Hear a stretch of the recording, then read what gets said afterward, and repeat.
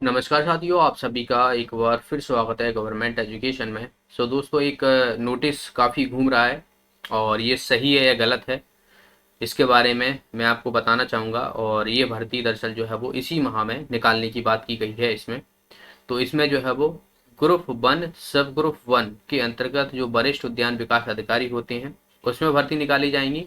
और ग्रुप 2 सब ग्रुप 1 के अंतर्गत जो है ग्रामीण उद्यान विकास अधिकारी, देखिए एक वरिष्ठ उद्यान विकास अधिकारी और एक ग्रामीण उद्यान विकास अधिकारी है। और सहायक गुणवत्ता नियंत्रक होते हैं, ये कार्यपालिका के तहत जो है इसमें पोस्ट निकाली जाती है।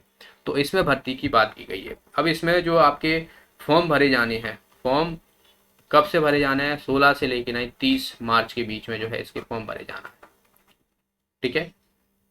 और अगर आपको संशोधन करना हुआ इसमें तो आपको 16 से 4 अप्रैल 16 मार्च से 4 अप्रैल के बीच में जो है वो आप इसमें संशोधन कर सकते हो।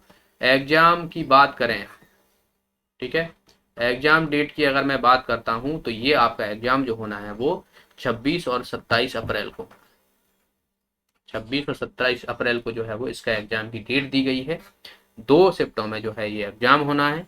अब इसकी क्या कैसी क्राइटेरिया होती है, कौन कौन इसमें भर सकता है, तो इस पर मैं आपको एक वीडियो प्रोवाइड करा दूंगा।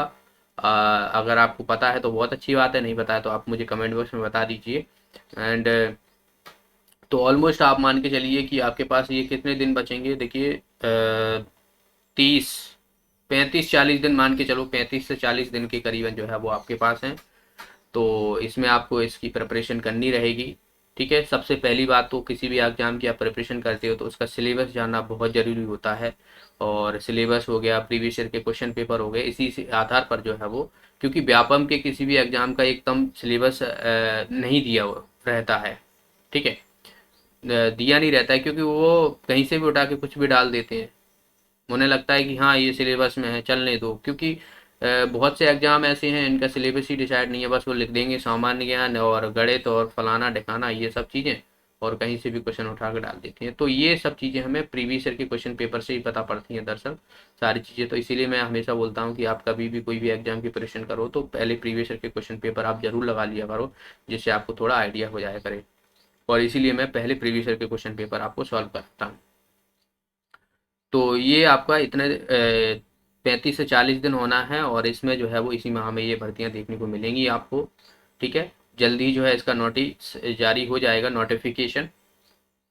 बाकी की बात की जाए तो जो लोग पूछ रहे हैं कि एमपी एएसआई हो गया, आईटीआईटीओ हो गया, पटवारी हो गया, और इनकी भर्ती जो है वो कब देखने को मिलेंगी, तो मैंने पिछली वीडियो में भी बताया था। पता नहीं आपने ध्यान से सुना कि नहीं सुना, आप ध्यान से वीडियो को सुना करें जरूर। उसमें मैंने बोला था कि आपको जो है जुलाई अगस्त के बीच में जो है वो, अगस्त और जो एएलडीसी की निकाली जाती हैं दरअसल वो सितंबर माह में देखने को मिलती हैं, नौवा माह। ठीक है, 9वें माह में, सितंबर माह में देखने को मिलती हैं, तो उस टाइम पे देखने को मिलेंगी।